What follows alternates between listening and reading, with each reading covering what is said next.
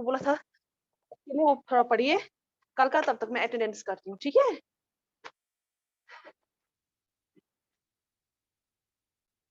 आप ठीक हो Reeba?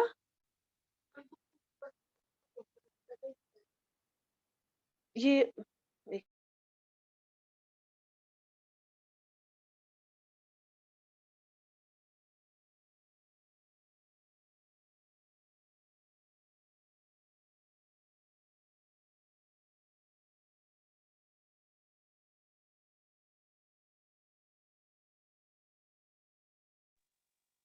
Okay, we have only Mallika was there, she left the class, मुझे लगता है उसको डिस्कनेक्ट हुआ होगा। अब खाली तौफीक है क्लास में। ठीक है तौफीक, हम वेट करेंगे, पहले बाकी बच्चे तो आ जाएं, जितने आएंगे उतने। ठीक है,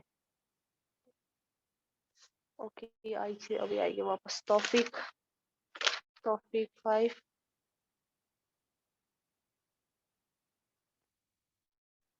और है अरीबा, अरीबा निकाली है।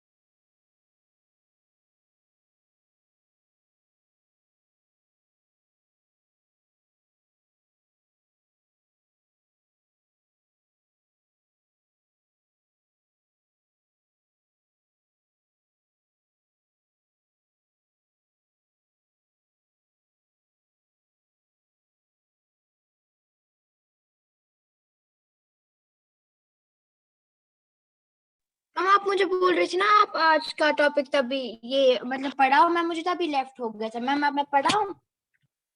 मुझे पता है आपको लेफ्ट हो गया था। नहीं, मैंने कुछ भी नहीं पढ़ा, मैंने आपको मार्क किया, मुझे लगा कि आप, मुझे पता थी ना आप वापस आओगे। बच्चों का पता होता है ना कौन क्या कर सकता है बच्चा, तो इसलिए मैंने नहीं, मैंने अब कह रही हूँ कि ये जो मैंने आपको पढ़ाया ना, ये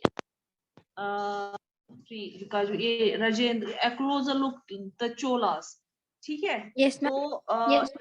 अभी आप थोड़ा सा और पढ़ेंगे, उसके बाद मैं आप लोगों से ही पूछूंगी क्या है, ठीक है? Okay ma'am.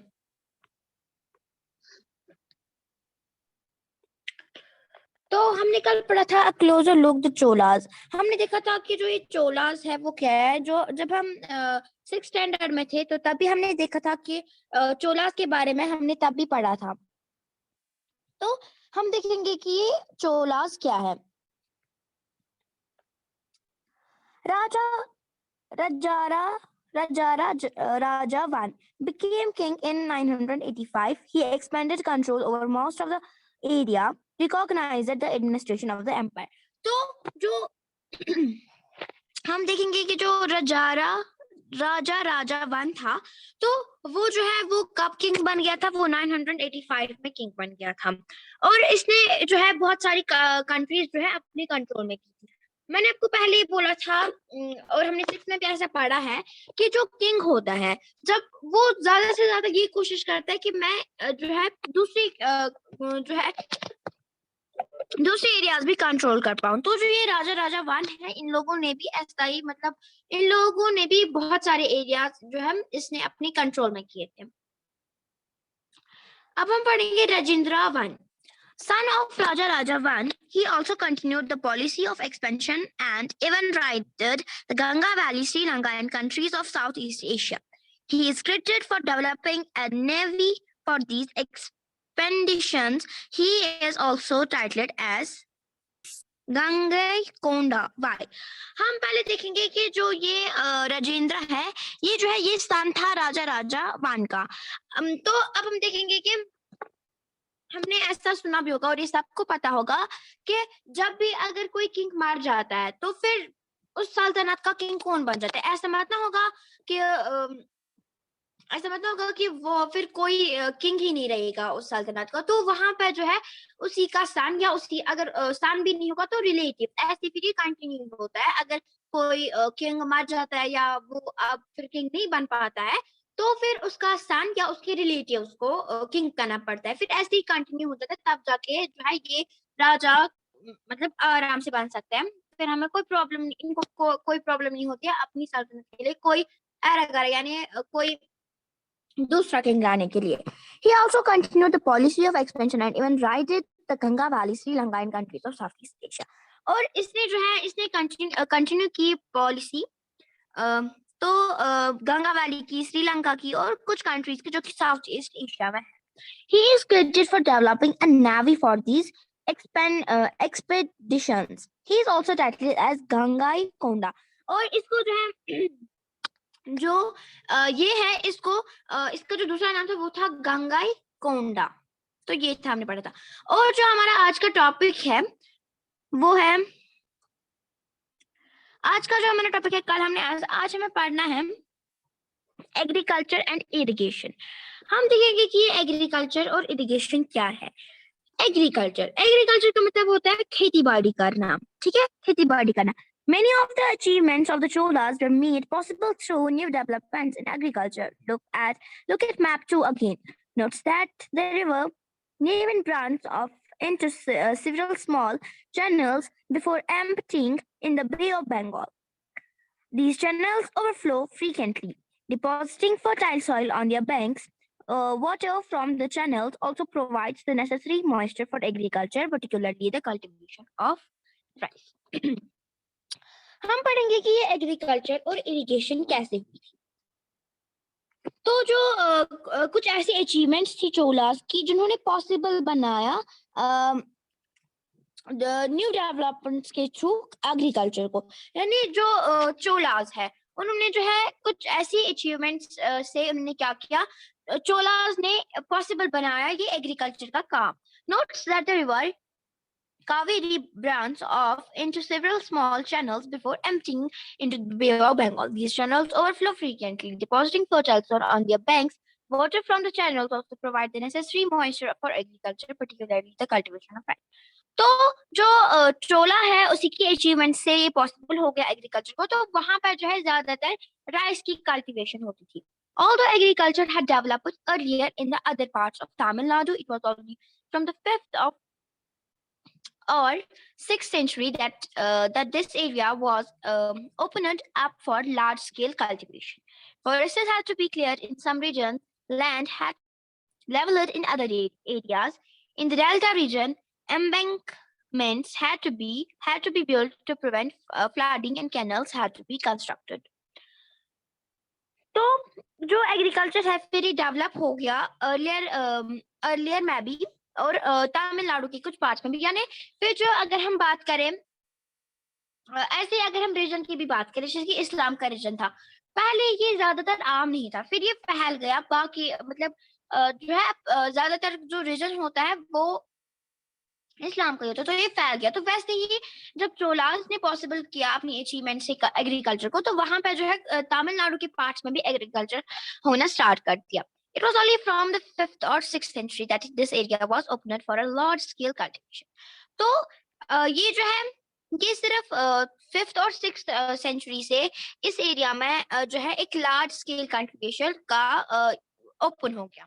Forests to be leveled in other areas in the delta region. Embankments had to be built to prevent flooding in canals to be constructed to carry water to the fields. In many areas, 2 crops were grown in a year. In many cases, it was necessary to water crops artificially. A variety of methods were used for irrigation. In some areas, wells were dug. In other places, huge tanks were constructed to collect rainwater. Remember that irrigation works require planning, organizing, labor and resources. तो हमने ऐसा देखा कि जो फिर agriculture का जो ये एग्रीकल्चर जब शुरू हो गया था, ये तमिलनाडु में भी फिर हो गया, ये फैल गया. जब पहले चोलास ने पॉसिबल कर पाया, फिर ये जो है तमिलनाडु में भी हो गया. तो हमने अब ऐसा देखा, तो वहां पे जो है ये सिर्फ 5th और 6th सेंचुरी में ऐसा हुआ था. जो ये एरिया है ये इसलिए ओपन किया था लार्ज स्केल की कल्टीवेशन के लिए. तो अब जो है हमने क्या देखा कि जो एग्रीकल्चर यानी अगर हमें खेती बाड़ी करनी है तो हमें क्या जरूरी है, हमें जरूरी है कि उसमें पानी होना चाहिए. ठीक है, उसमें जो है पानी जरूरी है. तो हमने ऐसा ही देखा था, ऐसा ही फिर जो है तमिलनाडु में भी हुआ था, क्योंकि पानी जो है जरूरी है क्रॉप्स के लिए. तो ये था एग्रीकल्चर एंड इरिगेशन. उसके बाद है हमारा the administration of the empire. Hope आपको समझ आया होगा ये वाला पहला वाला टॉपिक, और मैंने आपको थोड़ा सा चोलास का भी समझाया था. Thank you. Thank you Maliha, very nice, बहुत अच्छा एज ऑलवेज.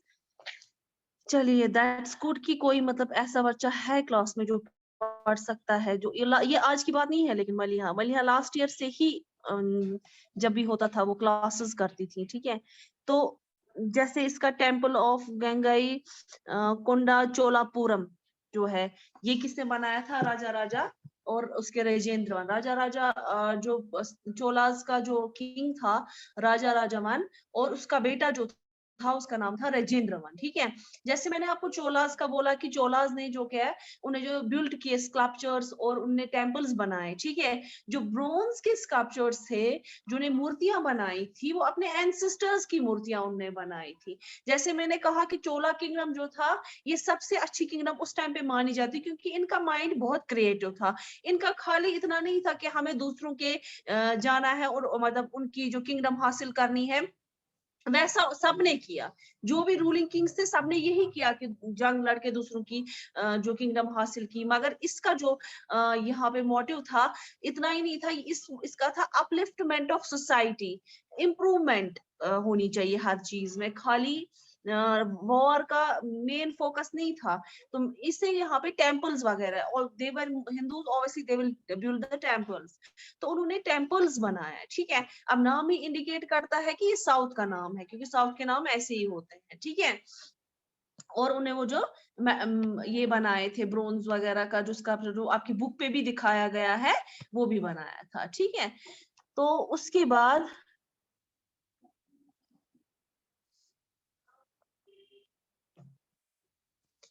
देखिए ये जो टेम्पल्स है थंजावुर के, और यहाँ पे जो है गेंगईकोंडा चोलापुरम, ये मैंने कहा कि राजा और राजेंद्र वन ने बनाए थे. आर्किटेक्चर मतलब देखिए किस तरह की खूबी थी उस टाइम. जो 9th सेंचुरी थी, जो मैंने आपको बार बार बोला, उस टाइम पे जो था कि उस टाइम पे टेक्नोलॉजी नहीं थी, कारीगर नहीं उतने थे. मगर उस जमाने में भी ऐसी कारीगरी करना बहुत बड़ी बात थी. जब आपके पास कोई सोर्स नहीं हो, मतलब इन द सेंस कि जब आपके पास लोग वैसे नहीं हो जिनको आप जिनसे आप ये कारीगरी करा सको, तब भी देखिए इनका माइंड कितना क्रिएटिव था. उस जमाने में उन्होंने ऐसे टेम्पल्स बनाए हैं. अगर आप ये टेम्पल्स देखेंगे कितने अच्छे से बने हुए हैं टेम्पल्स. ये थंजावुर में था, ये गंगा कोंडा चोलापुरम में था. ठीक है, और बहुत ही अच्छे टेम्पल्स बनाए गए थे. ठीक है, उसके बाद तो ये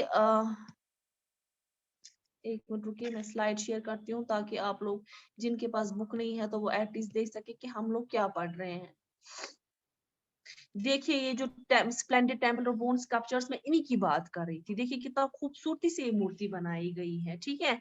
ये रखी गई है खूबसूरती से मूर्ति, ठीक है। उसके बाद जो है ब्रोन इमेज और वगैरह, जैसे मैंने इससे पहले आपको एक पिक्चर दिखाई थी, मैंने कहा था कि उस टाइम पे फोटोज वगैरह तो नहीं उठते थे ना, तो क्या होता था कि फिर वो जो है पेंटिंग वगैरह करते थे। देखिए राजा राजा वन विद हिज गुरु, ये भी मैंने आपको बताया। तो उस टाइम पे उन्हें पेंटिंग करके वो राजा राजा वन का जो है मूर्ति दिखाई थी, ठीक है। तो क्योंकि कैमरास वगैरह उस टाइम पे नहीं थे, तो बहुत ज्यादा उनके पास आर्ट जिसको हम बोल सकते हैं बहुत ज्यादा था, ठीक है। उसके बाद जो मलीहा पढ़ा रही थी, तो कहते थे कि कैनल्स वगैरह भी उस टाइम पे बनाए गए थे। उस टाइम पे क्या हुआ कि क्रॉप्स वगैरह ग्रो होना शुरू हो गए।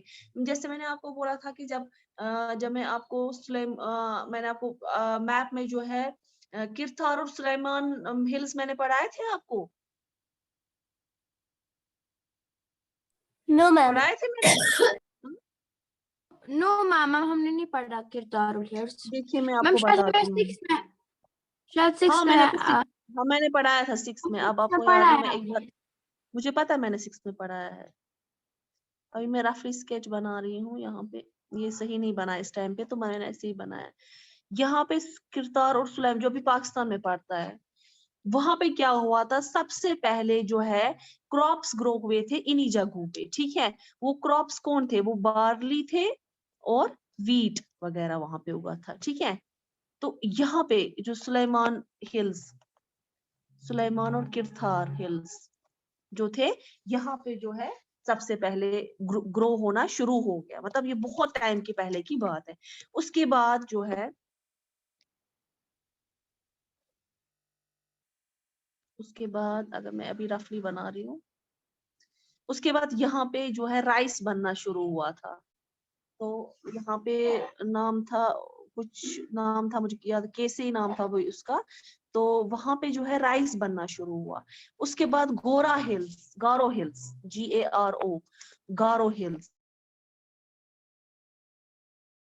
गारो हिल्स में पहली बार रेयरिंग शुरू हुई थी ऑफ एनिमल्स।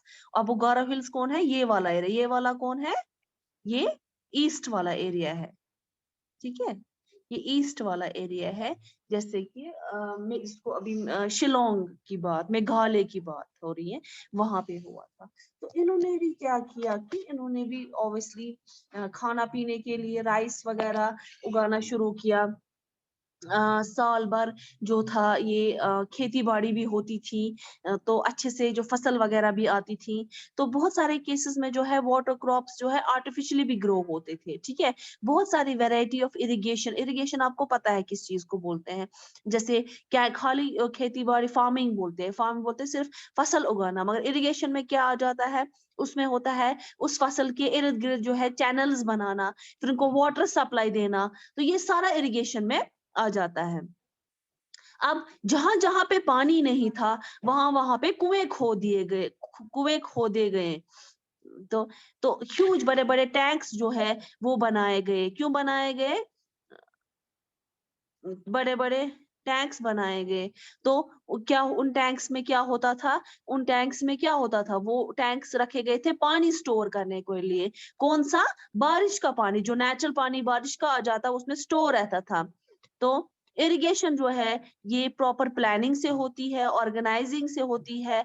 मतलब इसको पहले प्लान करते थे कि हम कैसे खेती बाड़ी करेंगे, हम क्या क्या चीजें होती है, फसलें जो होती है, जो सीड्स वगैरह होते थे, उनको रखा जाता था प्रिजर्व, फिर उनको ऑर्गेनाइज किया जाता था। फिर लेबर मजदूर वगैरह जो है, जो भी जितने भी मजदूर लगेंगे उनको मजदूर बोलते हैं, वो लगेंगे, क्योंकि सल्तनत में ये सब चीजें होती थी। तो जैसे मैंने आपको इससे पहले कहा था कि टैक्सेस पे करने होते थे, तो फोर्स्ड लेबर्स को लाया जाता था, जिनको जो पैसे तो नहीं दे सकते थे, तो उनको क्या करना था, उनको पैसों के बदले जो है लेबर करना पड़ता था। और रिसोर्सेज, रिसोर्सेज मतलब जरिए, सोर्सेज मतलब कहाँ कहाँ से कौन सी चीज आएगी, तो अपना काम ठीक से करना। Decide on how water is to be, पानी को कैसे शेयर किया जाएगा। Most of the new rulers as well people living in the, बहुत सारे नए रूलर्स जो आते थे और जो विलेज में और गांव में जो लोग रहते थे, सबने एक बहुत अच्छा इंटरेस्ट दिखाया इन चीजों में। तो किसकी बात हो रही है? इरिगेशन की, वाटर टैंक्स की, स्टोरेज ऑफ वाटर, जो कौन सा वाटर होता था, खाली रिवर वाटर भी नहीं होता था, रेन वाटर को प्रिजर्व करना, वेल्स को खोदना ताकि एबिडेंट वाटर रहे वहां के लोगों के लिए, वो अच्छे से यूज किए करे वो पानी। कहते हैं 9th सेंचुरी में क्या होता है जो है, एक मिनट, सुलेस गेट जो तमिलनाडु में है वो रखा गया। तो उससे क्या होता था, पानी जो है आउटफ्लो हो जाता, बाहर निकल जाता था टैंक से, चैनल्स में, जो फील्ड्स को इरिगेट करता था। इरिगेट क्या होता है? उनको पानी वानी देना, जितना उनको जरूरत है उतना, ऐसा नहीं कि सारा पानी खोल दिया और पूरी फसल डूब गई, ऐसा नहीं। जो सोलिस गेट है ये बना था वुड का, लकड़ी का, ये, और मेटल बैरियर्स थे। मेटल क्या होता है? तांबा। उसके बैरियर क्या होता है? रुकावट, जो कॉमनली यूज किया जाता था वाटर लेवल से। मैंने अभी कहा कि अगर फसल को एक्सेस पानी चला जाए तो वो फसल सड़ जाती है, ठीक है। और फ्लो रेट्स जो रिवर्स और कैनल्स में जो है, जितना पानी उनको जरूरत है उतना आ जाए, ठीक है। तो ये यहाँ पे ये वाला हमने पढ़ा। कल हम पढ़ेंगे एडमिनिस्ट्रेशन ऑफ द एम्पायर। अच्छा, किसी को कुछ पूछना है?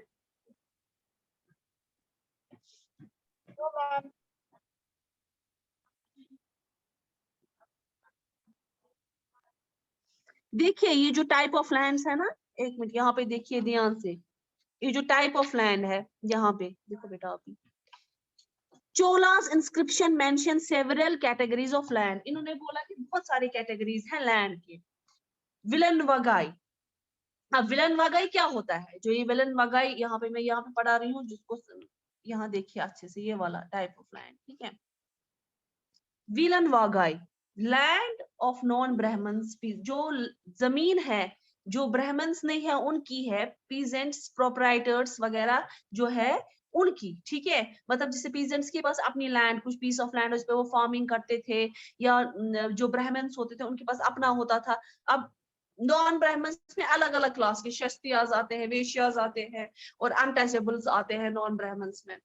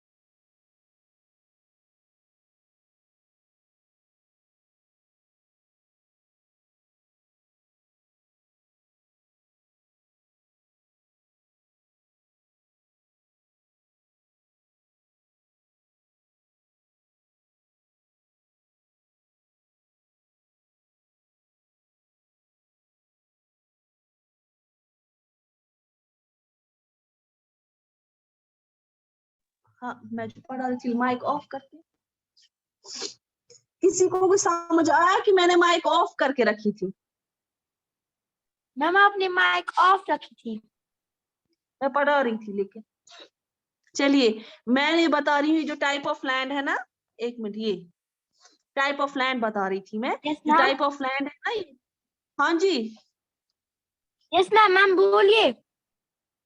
हाँ मैं बता रही थी कि हम कल जो है एडमिनिस्ट्रेशन ऑफ एम्पायर पढ़ेंगे, उसमें टाइप्स ऑफ लैंड पढ़ेंगे, जिसमें जो है टाइप्स ऑफ लैंड में विलंग वागाई जो है, इसको क्या बोल सकते हैं, चोला इंस्क्रिप्शन कहते हैं। चोला की इंस्क्रिप्शन जो है बहुत सारी लिखी गई है लैंड्स, मतलब कि उसने किस किस को, जो चोला डायनेस्टी की बात हो रही है, जब मैंने कहा कि इन्होंने अपलिफ्टमेंट के लिए भी बहुत काम किया है, इन्होंने वेलन वागाई जो है लैंड जो है किसको दिया, विलन वागाई नॉन ब्राह्मण्स को और पीजेंट्स को, प्रोप्राइटर्स को। वो उसमें कौन कौन सी क्लास है, शस्त्रियाज, वेश्याज, मैंने पढ़ाया है ना 6th क्लास में ये आपको नाम, तो उनको दिए जाते थे। ब्राह्मण्स यहाँ पे नहीं होते थे, ब्राह्मण्स को एक्सक्लूड किया जाता था। उसके बाद है ब्रह्म दिया, दिया ये जो किसको दिया जाता था, ये खास तौर पे ये लैंड किनको दिया जाता था, ब्राह्मण्स को। शलाभ होगा, ये जो लैंड होता था ये दिया जाता था स्कूल की मेंटेनेंस के लिए, वहां की बिल्डिंग्स वगैरह अगर बनानी होगी, वहां का ग्राउंड वगैरह जो होता है, और वहां का जो अपग्रेडमेंट, मान लो 8 तक का, फिर 10 तक हो गया या हायर सेकेंडरी हो गया, तो उस चीज के लिए जो ये लैंड दिया जाता था। जैसे मैंने बोला कि चोलाज ने बहुत काम किया है इंप्रूवमेंट के लिए, सोसाइटी अपलिफ्टमेंट के लिए। उसके बाद है देवादाना त्रिना मतुकन्नी, तो ये जो है ये लैंड दिया जाता था टेम्पल्स को। आज में खाली टेम्पल्स का मतलब क्या है, ये मंदिर खाली वो मंदिर नहीं, मतलब खाली मंदिर को दिया, उसके साथ क्या होता था, उस मंदिर का जो लंगर होता था, मंदिर का जो पुजारी होता था वो वहां रहता था, मतलब वो मंदिर में नहीं रहता, उसके लिए थोड़ा सा कुछ बना साइड में 2-3 रूम्स भी बनाए जाते थे, ताकि वो एक मंदिर की रखवाली भी करे और उसके लिए रहने के लिए छत भी हो जाए। उसके बाद है पली चंदम, पली चंदम है लैंड जो डोनेट किया जाता है जैना इंस्टीट्यूशंस को, इन इंस्टीट्यूशन जहाँ पे जैनिज्म पढ़ाए जाते थे, जैनास पढ़ाए जाते थे। अच्छा, और सबको समझ आया, किसी को कुछ पूछना है यहाँ पे? ये हम कल कंटिन्यू करेंगे एडमिनिस्ट्रेशन ऑफ एम्पायर, कल मैं इसको डिटेल में पढ़ाऊंगी, ठीक है? ओके स्टूडेंट्स, किसी को पिछले टॉपिक के रिलेटेड कोई कंफ्यूजन है? No ma'am. Okay then. Allah Hafiz. See you tomorrow.